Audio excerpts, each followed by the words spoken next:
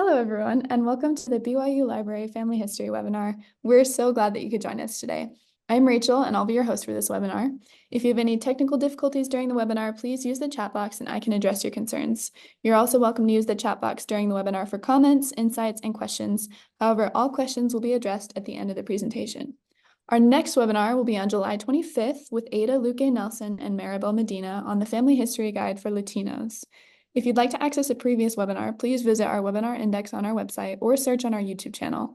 All of our webinars are recorded and uploaded by the following Monday for your convenience.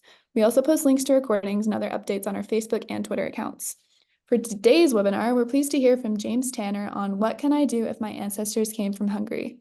Before we begin, here is a little bit about James. James has over 40 years of experience in genealogical research and is an avid blogger of Genealogy's Star blog. He has served as a family history volunteer for 18 years and has presented at expos and conferences around the US, Canada, and Europe. He is a member of the board of directors of the Family History Guide Association and is currently serving at the BYU Family History Library. James is a professional photographer, has 7 children, 34 grandchildren, and 2 great-grandchildren. We'll now turn the time over to James. Okay, welcome to today's webinar. We're going to be talking about what can I do if my ancestors came from Hungary. This is a sort of a general topic, even though I'm using Hungary as an example.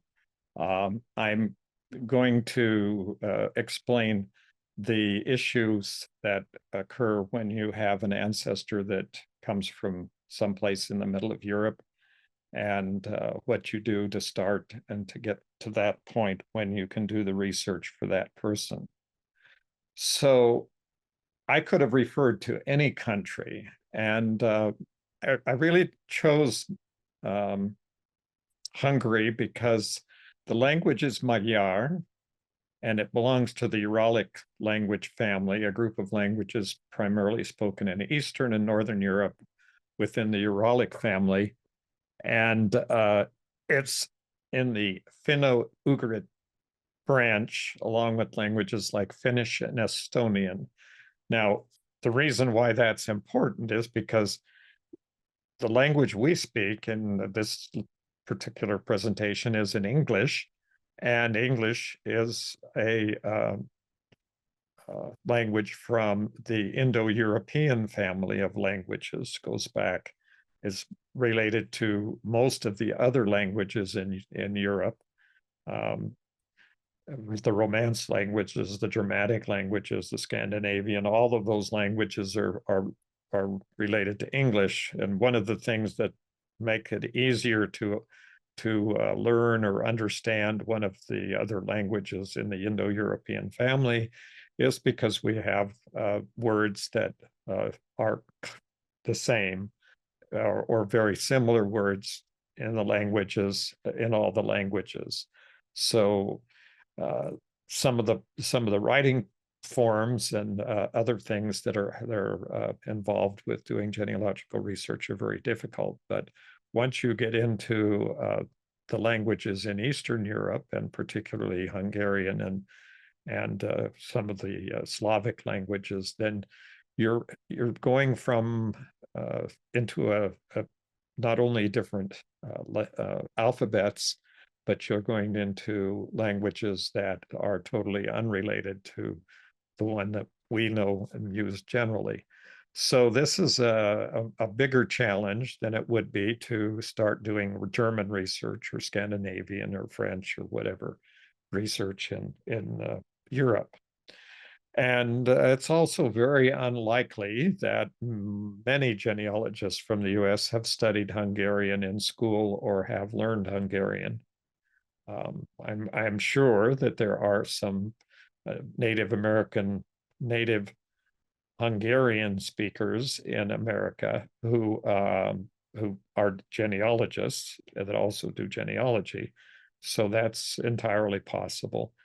But they're not going to be as common as people who know a lot of other European languages, such as French and German, which are commonly taught in US schools. So this is the kinds of things that we need to take into consideration as we start working our way back into the into all of the records and things that are involved in doing genealogical research. And I might mention also that I have two granddaughters that speak Hungarian because they served missions for the Church of Jesus Christ of Latter-day Saints in Hungary. And so I may have other relatives who live in Hungary. Um, so what it comes up to is that you could have a relative in almost any country in Europe. And it's the challenge of genealogy begins if you think that it's hard finding information in the United States about your family, that may be true for a number of reasons. And there's many areas of genealogical research that have a significant amount of challenges just in the United States and just uh, into the 1800s. If your people were enslaved, or if your people were Native Americans, or if your people were some other minority groups, you may find tremendous difficulty in finding records about your family, um, even if they came to America back in the 1800s in that time period or earlier.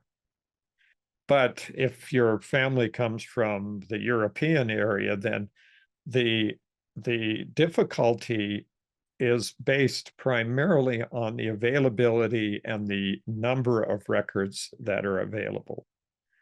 So, because so many of the immigrants to America came from specific parts of Europe, and because of other factors, cultural factors that have developed in the companies like Family Search that have accumulated records, they have larger collections of records from certain countries simply by virtue of the fact that the membership of the Church of Jesus Christ of Latter-day Saints is primarily made up of immigrants from from certain uh, countries in Europe.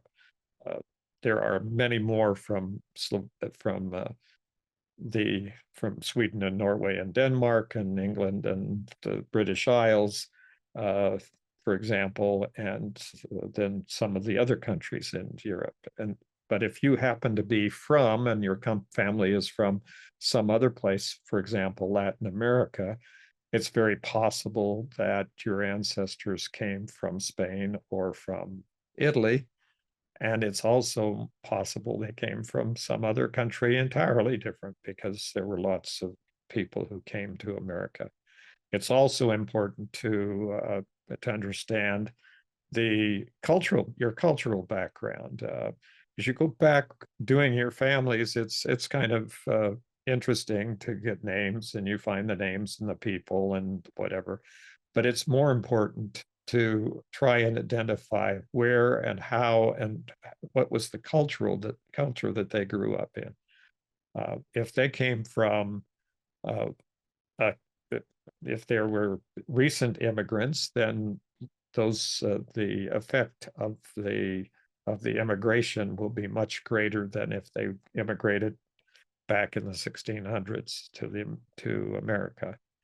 There's just all these different factors that come into play when you're working with genealogical research.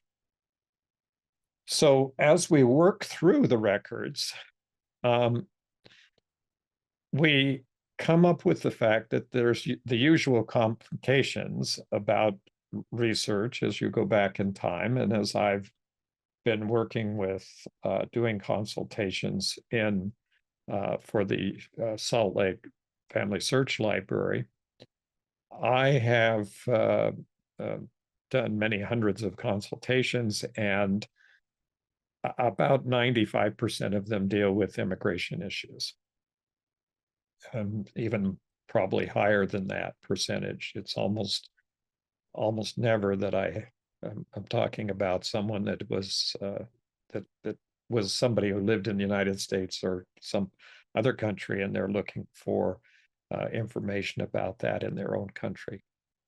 So once we get into that issue of the immigrant, whether you hit the immigrant in the 20th century or the 21st century or the 20th century or the 19th century or the 18th century, or even down into the 17th century, you are going to run into exactly the same types of problems that everyone else does. Every other person that does genealogical research that comes to an immigrant is got to have the same problem, and that is identifying the exact location where that immigrant lived. And if that isn't, if it just depends. So your family, you may be so fortunate as to have a family that preserved some records and actually preserved records showing the exact location of the origin of the immigrant, and that solves the problem. And then you are on your way to doing research in whatever the country of origin. But most of the time, we're looking at the country of arrival to try and identify where the immigrant lived, and that's the big mystery. I have several of my lines where that is the issue. It's the main issue right now. On the Tanner line, for example, in my own line, that the ultimate immigrant we have no history of the identity of the immigrant before he reached America.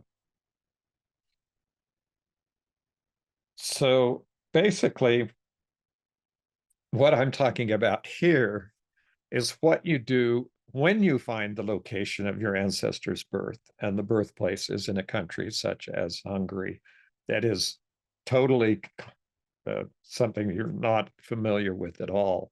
In other words, you go, oh, well, what am I going to do here? How am I going to ever find it? And I just, a few minutes before beginning this webinar, was online with a patron from the Salt Lake Library who had that specific question. That was her question. Was what do I do with the immigrant now that I found the birth record? It's in this case it was in German, and she had no idea how to translate the record, and so we go into that kind of issue all of a sudden. Now I could have chosen a country like Armenia, and now Armenia is a member of the Indo-European family, but it's not closely related to any other language, and it's most closely related to Greek, and it has its own alphabet. So this is an Armenian quote, and that's just a normal Armenian the way that it's written, and the handwriting there is also in Armenian, and so you can see that there are some difficulties in making that out. So if you have Hungarian or Magyar ancestors, they spoke and wrote in Magyar. And all the pertinent genealogical records may be in Magyar. Now that's a big maybe because of different countries and the history of Central and Eastern Europe is such that you have probably are in a situation where there's going to be changes over time. As you go back in time to the earliest times after the Roman Empire, there was the Holy Roman Empire in Europe, and then there were separate empires that arose and changed, and boundaries changed. And to some extent, those records that are appearing in those different areas of Europe are dependent on the time period. So when you first get into the first step that you would get into is you're approaching doing research in a language like this, or because of your people came from this culture that you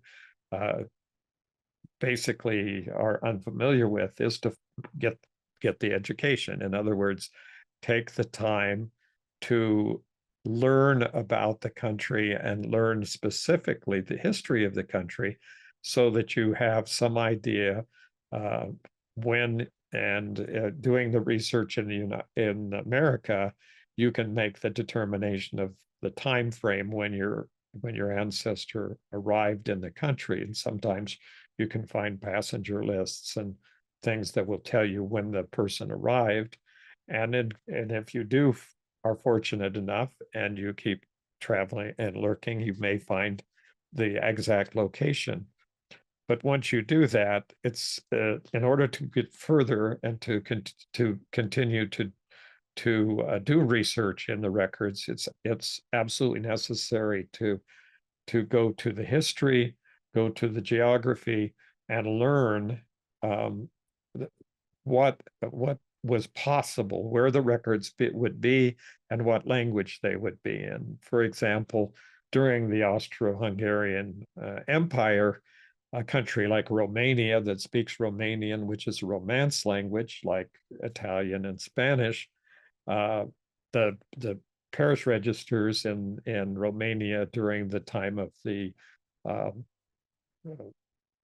Austro-Hungarian Empire are in German.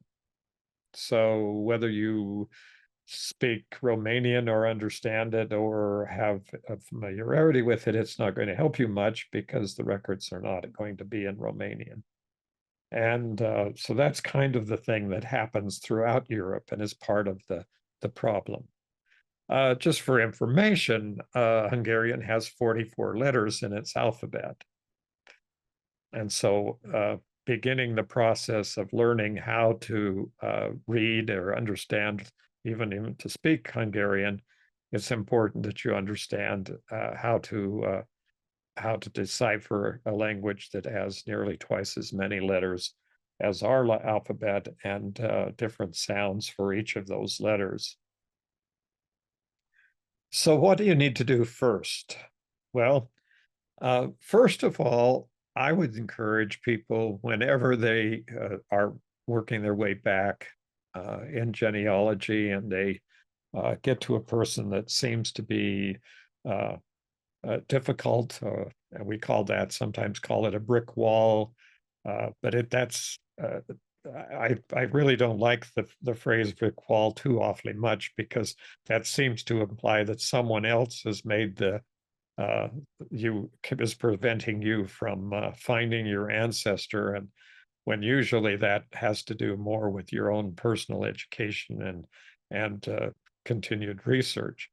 So, and not always, and and there's some reasons why as I go on in the presentation, you'll see that uh, in the United States, for example, and in the colonies and back into the original settlement of North America.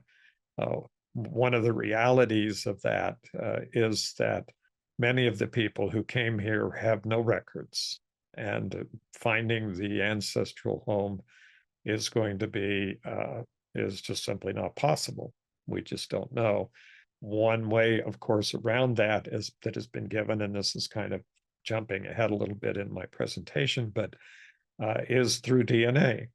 And we'll discuss that in just a few minutes. But what should I do first? Well, first of all, you need to verify and make sure that you're actually working with the right ancestor. It's not uncommon for me to find when I get in with people that they really haven't documented back to the person that they think is the ancestor and the immigrant. And when you get into the looking at the pedigree, they find that there's no parent-child relationship from our sources showing a parent-child relationship in each generation. And where there are no records showing a parent-child relationship, it is essentially the end of that particular line, regardless of whether there's names that go on in family search. There's just no way that that's actually someone that you can rely on to have been related. Um, Unless, of course, you've done a DNA test and that indicates that you are related to a certain person for other reasons. There are some other reasons. So the next thing you would want to do is to learn about the country and know some of the history of that country. Now, when we're talking about this, it sounds like this is a kind of a long process, and the answer is yes, it can be a long process because as you are working on acquiring the information that you need to do research in a particular country, then that turns out that couldn't be an extensive experience. And it's not something that, and it's something that a genealogist has to choose to do. Um, and I, for example, very early in my genealogical research, uh, came upon the ancestors, the immigrant ancestors, who I fortunately had records from and who told me where they were from. And so that was not the big issue, but they were from Denmark primarily. And I spent quite a bit of time trying to understand the records and learning enough of the language to do the research and learning enough about the how the records were kept and what were important records.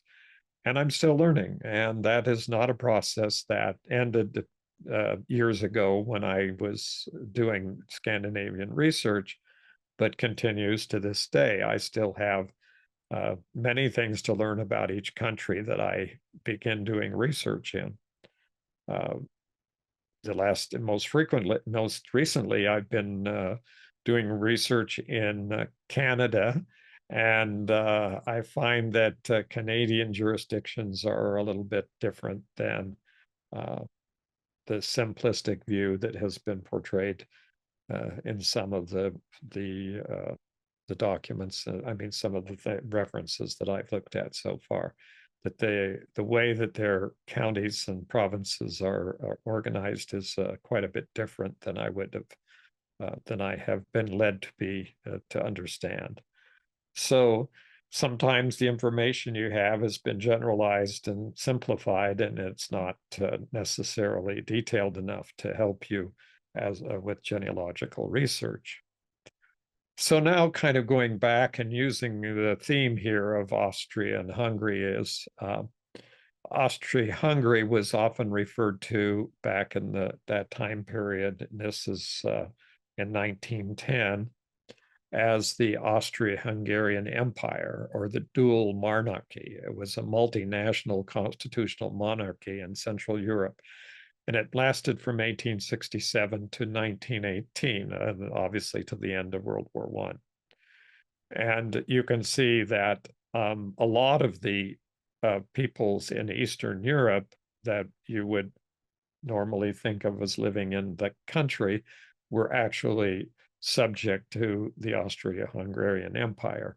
So it included the Hungarians and the Czechs and the Slovaks and the Poles and the Ukrainians and Slovenes and the Croats and the Serbs and the Romanians and the Italians, which is why so many of the records are difficult uh, to acquire because of this kind of overriding international issue that existed for all those years in the 1800s.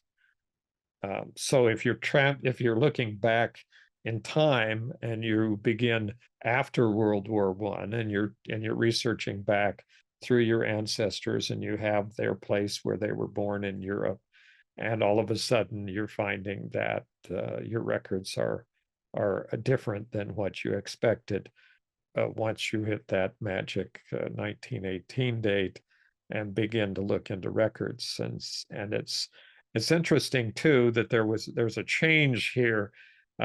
It's these the dates of the ending of the Austro-Hungarian Empire can be fixed at 1918, but the actual effects of the of what the end of the empire uh, simply began the scramble to change all the boundaries and decide the names of the countries that are there even today, and the changes are still going on, and there's still boundary disputes, and there's still problems, as we all know. So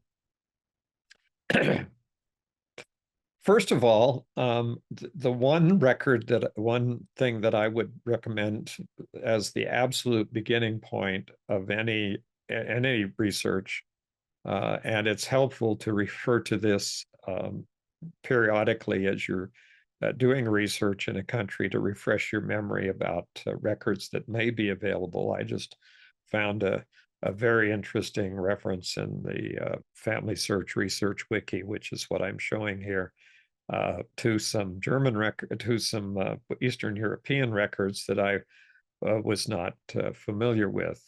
And so I'm learning things every day. There's over 100,000 articles now in the Research Wiki, and it is although there are broken links and some of the information is out of date, it is a tremendous resource and gets you up to speed in very quickly about how you're going to um, approach any of the people, any place in Europe, in any one of these countries that whether it's be Austria or Slovakia or Serbia or Croatia or wherever and the new names of all those countries. So when you have this, I would recommend even now, even if you're not currently faced with an immigration issue, or if you're not particularly, you don't really have anything in Eastern Europe and you're just kind of interested in general, or you have you're going to find the resources here in the Research Wiki are extensive and very useful in doing research in almost any country that has made records, and that records are even vaguely or partially available for research. And it's changing constantly. Right now, you'll see there's a big notice up there that says editing rights are changing on July 1st. Well, what happened is they basically told everyone that is that's doing research now, they're going to have a sort of a grace period where no one can edit except certain people who are qualified. And when, for instance, even my editing rights were put on hold. And what I'm told is I'm going to have to go through a class telling about the new standards or whatever it is that's being formulated for using the wiki. So that's kind of what's going on right now. But the information is still available, and the wiki is certainly open and available to be used and referred to. So it's a remarkable reference. So here you see a summary, for example, of Hungary as the part of the Austria-Hungarian Empire. And this is the kind of information that you will find in all the articles in the Research Wiki, because it will tell you right very succinctly and very correctly how where the information is going to be found. Now, what's another thing that's important, and what it says here about the Austro-Hungarian Empire and Hungary in particular, is that when people immigrated from these countries during the late 1800s to the early 1900s.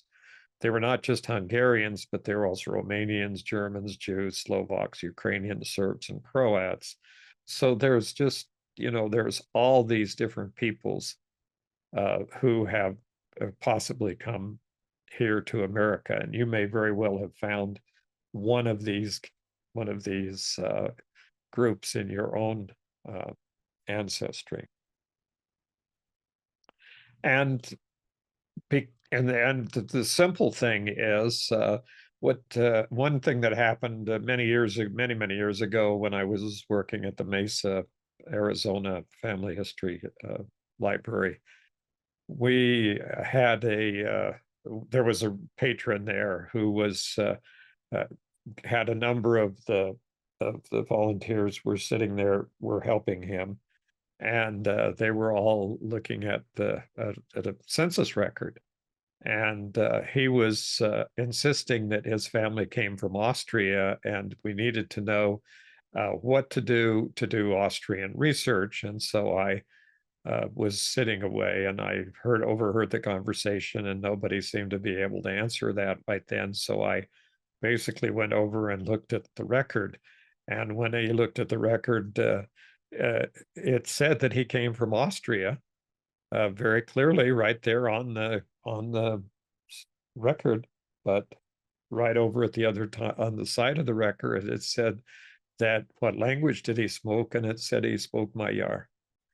And so I said, wait a minute, your ancestor wasn't from Austria, he was Hungarian, because he spoke Magyar, and that's Hungarian. They went, oh. So in other words, just a small clue like that can begin the process of finding out that your ancestor came from someplace that you may not have traditionally in your family thought that they were from some area, and find out that they're really from a much smaller area or a more specific culture or a more specific area.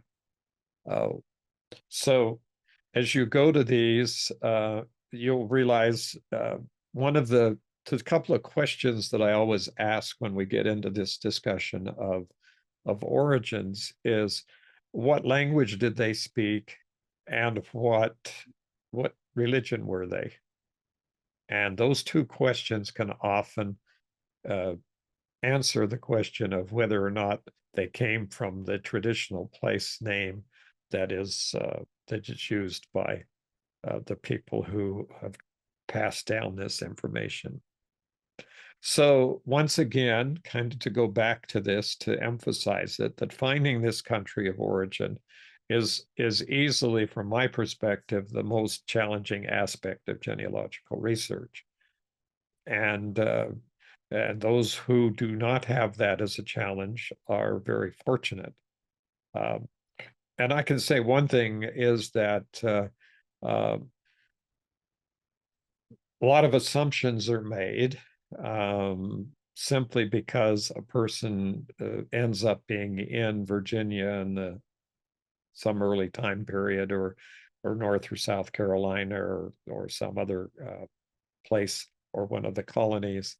And the assumption is made that they automatically came from England, and they automatically were English. And the answer is that may not be the case. They may very well have come to America, changed their name to an anglicized version of their name, and not been at all from England or from an English-speaking country.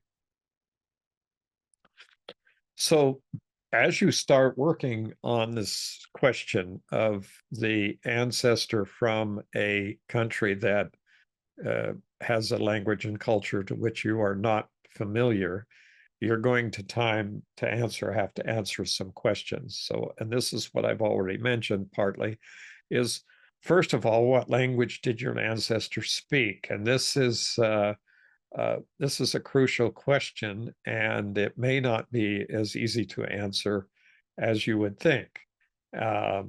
You may think the person spoke whatever language it was, and in fact they did not. They spoke some other language that was similar or was confused with that particular language. So one of the ways that's that's easily to understand is to look at the major Scandinavian countries, the difference between a Danish and a Norwegian and a Swedish person to a non for someone who doesn't speak those languages, the languages sound extremely like the same and they can be confused.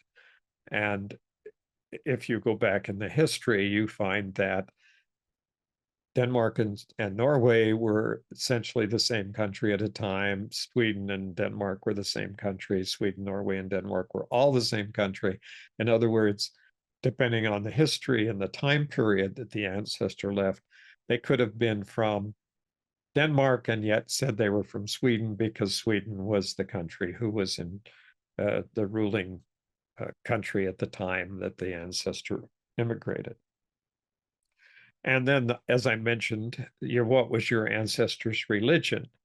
In Europe, the religion is extremely important because religious records are very essential to doing genealogical research. So finding out exactly what religion your ancestor may open up possibilities. Not that the possibilities change from where your ancestor lived and trying to find a church where they lived, which may be possible if you can find a sufficiently specific area for your ancestor, like a parish or whatever in Europe. But here in the United States, because if they came to the United States, they may have very well have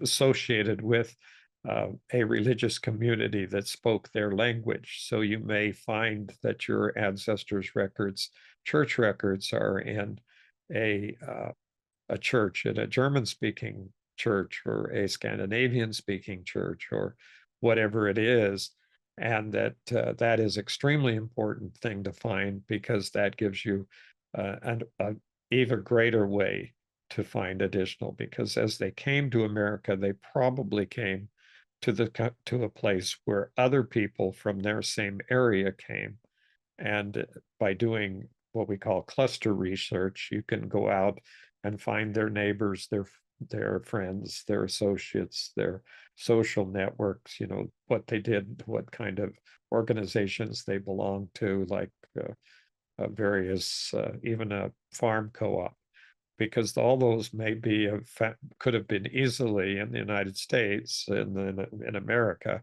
could have been organized on very strict cultural background. So all the people from a certain area got together and created a co-op or attended a certain church. So the next one was, when did your ancestor arrive in the country of destination? What was going on in Europe when they left? That's very important because that is what determines, to some extent, the motivation, but it also determines how and when they came to America and what it was. If they were desperately trying to leave Europe at the onset of World War I or World War II, or if they were being a persecuted minority in Europe, if they were Jewish or gypsies or some of the other minorities that were heavily persecuted during World War I and World War II, they might be a reason why they left. And you can see if you need a good example of that, it's the Broadway production of Fiddler on the Roof. And if you haven't watched Fiddler on the Roof lately, you can watch that and see what it was like to leave Europe and go to America, and what kind of things were going on in the countries where they lived, and why your ancestors may have left. And so understanding that is tremendously important. And does anyone in your family have any documents, letters, photos, anything that provides additional information? It's just we get an idea we're related to this person and no one else is related. But when you think of start doing descendancy research from your immigrant ancestor, you may find that there's extended family in many parts of the United States. And if you make an attempt to connect with those people, and of course, one way, of course, to find those people that are related is through DNA testing and getting, not only do you get an ethnic estimate showing where your country, your area that your family may have come from, but also you'll get connections to people who, with Ancestry and MyHeritage, the two large companies, with other people. And in my case, I'm have plenty of people in Denmark who I'm now have DNA matches with, and I have people in other parts of Europe and even in Australia where some of my family came from. So this is a very good way to start establishing what your identity is. So this is my suggestion, and that is to take a DNA test with a company that has resources in Europe. If you're, and I've been focusing on Eastern Europe, which means that I'm not denigrating at all Ancestry. I'm not trying to say it's not great, but Ancestry has a heavy English speaking user base.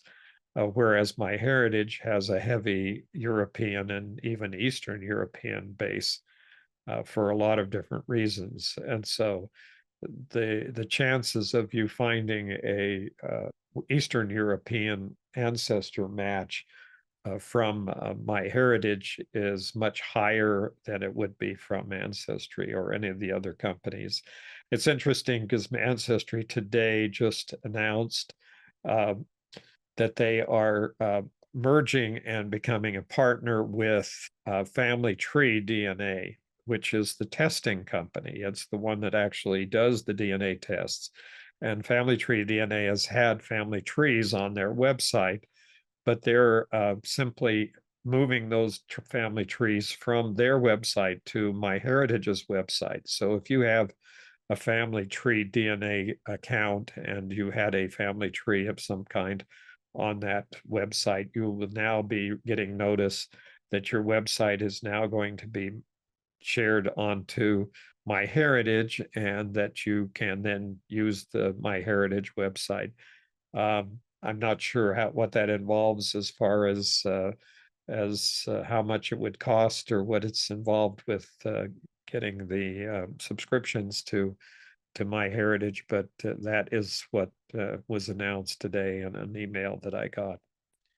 And so the additional information here is to when you do this, if you get a DNA test and you don't have a family tree on that on the website where you do your DNA test, whether you do it on Ancestry or MyHeritage, you're basically not going to get any benefit from it. You may get DNA matches, but there's no way you're going to know who those people are and how you're related to them because without a family tree, you don't have any ancestors that you can be related to. Now, in the case of MyHeritage, and both Ancestry and MyHeritage, they do calculate possible ancestors. In other words, they use their information in their family trees and in their records to say, well, it's possible that you and this person are descendant from this same ancestor.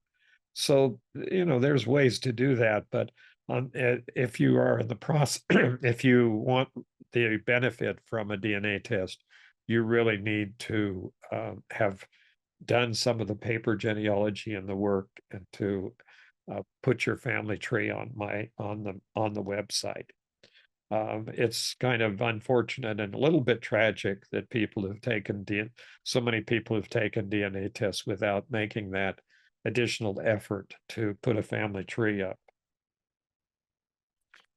Now, if the next step, of course, if you're really getting involved and wish to make some progress in doing research on your own, You can always, there's always a possibility of hiring someone to do your research for you, but there's kind of the results are, I would have to know if I were doing that, I would want to know enough to know if I could tell if what they were providing was valid, but that's neither here nor there. But there's an issue here. But in any case, starting to learn the language is pretty straightforward because what we have once again on the research wiki are word lists and genealogical word lists from many of the countries around the world. So if you want to start understanding the records, you simply need to start translating them, perhaps word by word, but it's easy enough to do with these big word lists, genealogical word lists that include records from almost any one of the countries that are focused with the word lists. So you have German genealogical word lists and Latin genealogical word lists and Hungarian word lists. So in all this, you may end up finding out that Family Search Research Wiki is your new friend that you didn't realize you had all this time, and that it may be your the key to what your understanding is and how you're going to be able to do research and work through these particular records. So another thing to do is to go to the Family History Guide. Now, the Family History Guide is a nonprofit corporation that is separate from Family Search. But it is the official training partner of Family Search, and it's also the official training partner for the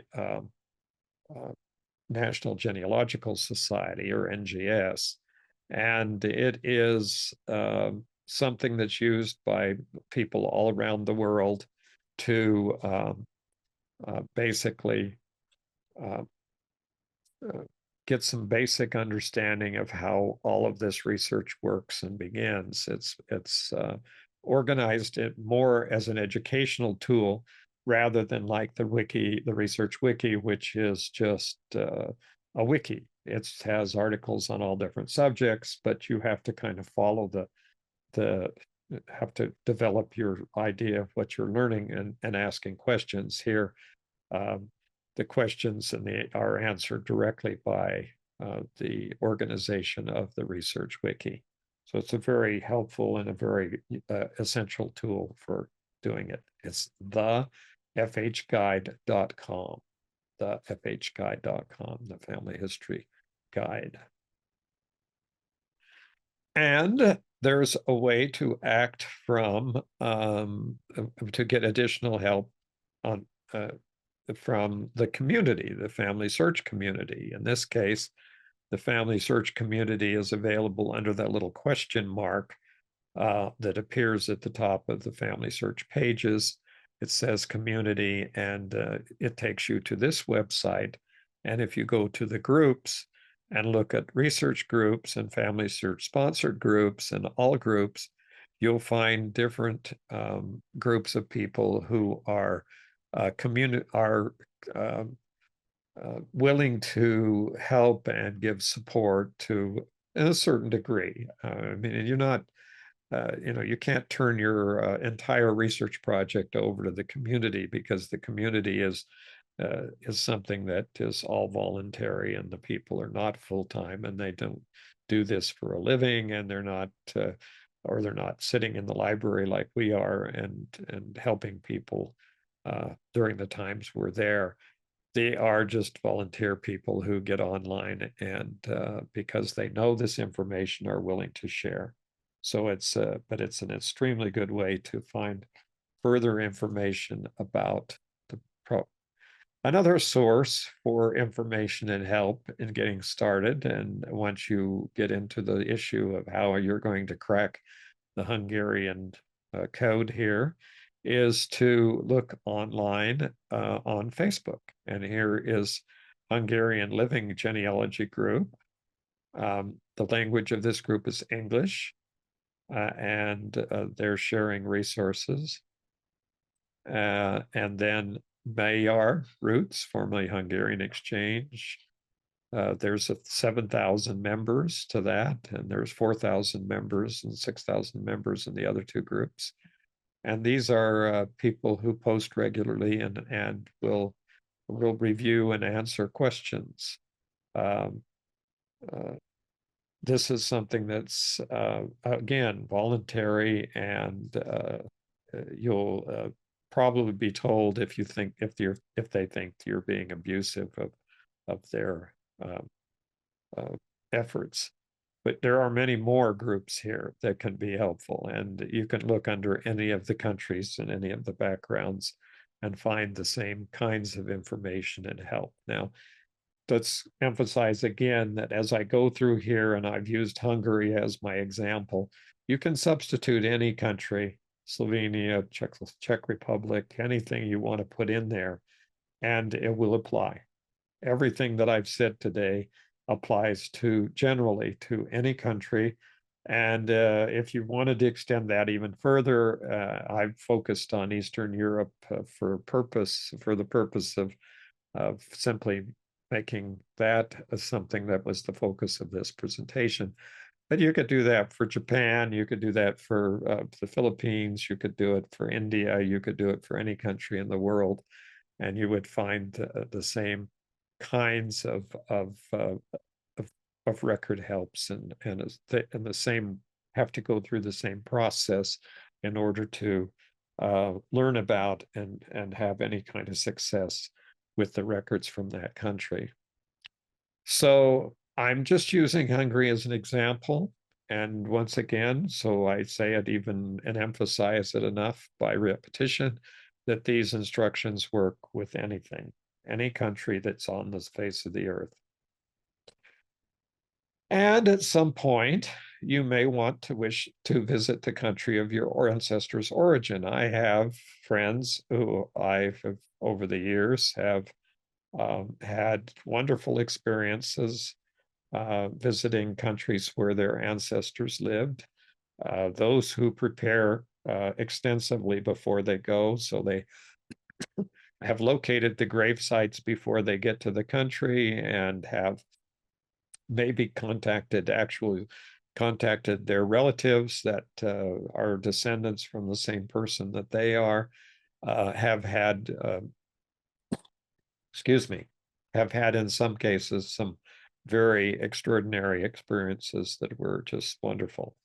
So this is an out there possibility, but uh, if what you get out of this visit to the ancestors' country is going to be direct related to the amount of effort you've done previously to find out information about the country and about your ancestors and about where they lived, and identified areas and people who lived there.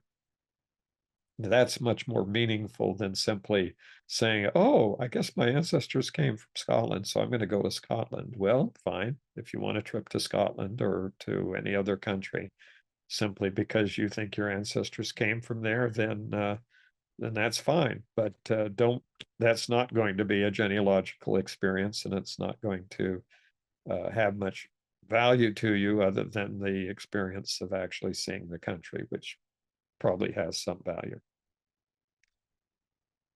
And so the more you learn and prepare before you go is the better experience it's going to be.